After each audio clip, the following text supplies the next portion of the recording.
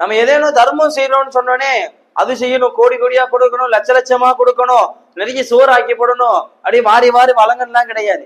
ஏதோ நம்மளால முடிந்த உதவிகள், மற்ற நபர்களுக்கு யாசகம் கேட்டு வருகின்ற நபர்களுக்கு நம்மளால் முடிந்த உதவிகள் செய்வதே ஒரு தர்மம் தான் என்பதாக வலிமார்களும் சலப்பு சாலியின்களும் சொல்லி காட்டுகிறார்கள்.